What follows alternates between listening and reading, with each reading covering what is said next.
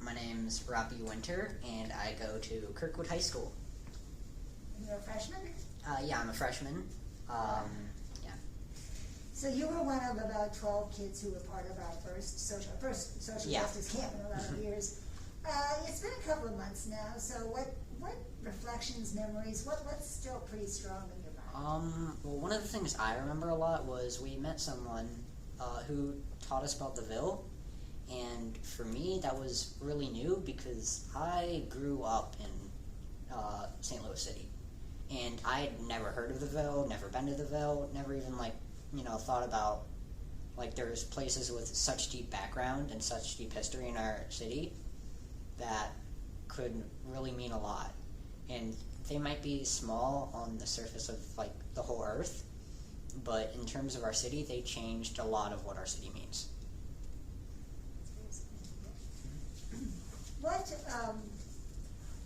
What people that you met for social justice camp? Anybody in particular that really struck you or maybe taught you something?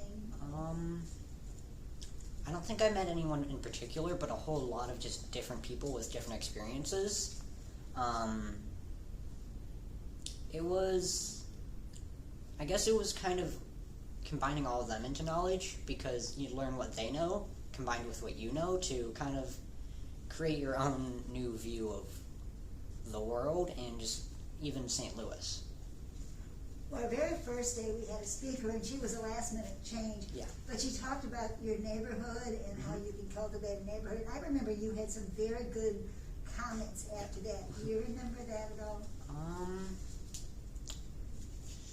About how you can cultivate the resources within your own neighborhood, in your case maybe music. Yeah. Well, everyone has their own talent, I think, is a lot of what we talked about in that specific day. But everyone has their own talent that they can use with other people's talents to make a change. And for me, I like to play trombone. I'm in the school marching band. I played piano for 3 years. I enjoy music, and so if it makes someone else happy by me playing music, or if it brings the community together playing music, then that makes me happy. So.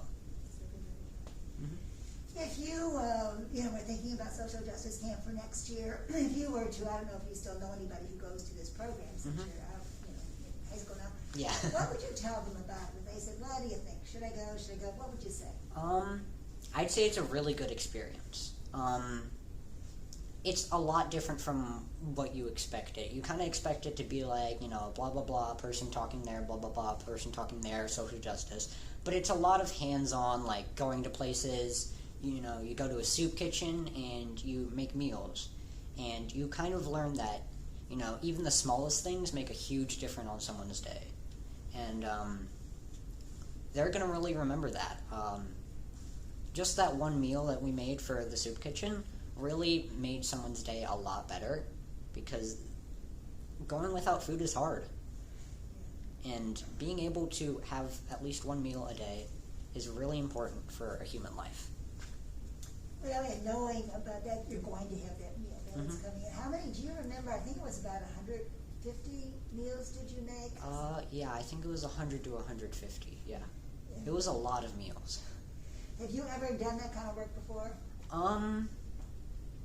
No. You were a pro. Thank you. Yeah, I've never done anything like that, so it was a completely new experience. And that's, I'd say, it was one of the highlights of social justice camp. New things. Yeah, and I think that particular one, that woman, Melissa April, who runs it, just all these people who've never been in the kitchen before, and they're working together like a symphony and making meals. So. Yeah. You don't need to know what you're doing to be able to help someone. I mean, well, you do, if you're working, but you don't need to be best friends with everyone there. Or you don't need to be exactly perfect just to make a good meal that someone will appreciate. Yeah. And working together, that teamwork.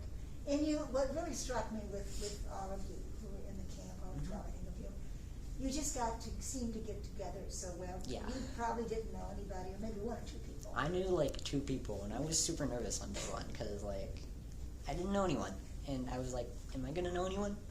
Do I know anyone? And but yeah, it wasn't hard to kind of just get along with everyone.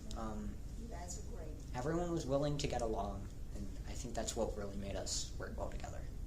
What do you think the advantage is going forward to introducing people like you who are open to this, Yeah. to this kind of experience? What can you see? What kind of advantage is there to the community, to the church, to the world? You get people with better outlooks on life. I remember sometimes I would have a negative outlook because I just felt like I was in a bad mood. And after this, I tend to have a more positive outlook on a lot of things. I'll see something bad and try to find the good in it because I found the good in small things with social justice camp. So, Wonderful. Tell me about this mural. so this is a mural we painted as a camp.